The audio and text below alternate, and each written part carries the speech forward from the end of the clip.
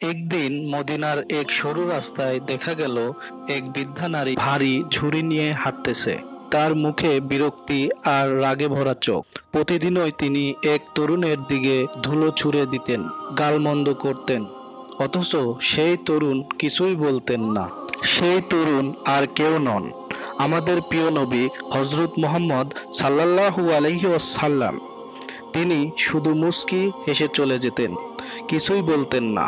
একদিন এক সাহাবী সাহস করে বললেন, ইয়া রাসূলুল্লাহ, এই বৃদ্ধা প্রতিদিনই আপনাকে কষ্ট দেয়, অথচ আপনি কিছুই বলেন না কেন?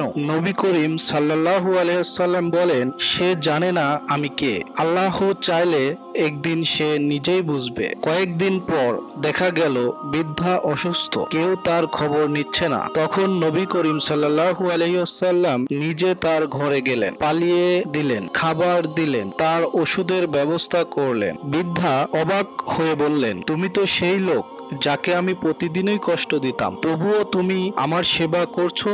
নবী করিম সাল্লাল্লাহু আলাইহি ওয়াসাল্লাম বললেন, আমি তো আল্লাহর বান্দা। আমার শিক্ষা হলো, যারা তোমার প্রতি অন্যায় করে তুমি তাদের প্রতি দয়া দেখাও। বৃদ্ধার চোখে জল এসে গেল, কাঁদতে কাঁদতে বললেন, এমন শিক্ষা তো কেবল সত্য নবীরই হতে পারে। এবং সেই মুহূর্তে তিনি ঈমান গ্রহণ করলেন। লা ইলাহা ইল্লাল্লাহু মুহাম্মাদুর রাসূলুল্লাহ। প্রিয় ভাই ও বোনেরা, এ থেকে আমরা কি শিক্ষা পেলাম চলুন জেনে নেই। নবী করিম সাল্লাল্লাহু আলাইহি সাল্লাম বলেন, আমাদের শিখিয়েছেন ভালোবাসা ও ক্ষমার মাধ্যমে হৃদয় জয় করা যায়, রাগ নয়, বিদ্ধ নয়। আল্লাহ তাআলা আমাদেরও তেমন দয়ালু হতে তৌফিক দিন। আল্লাহুম্মা আমিন।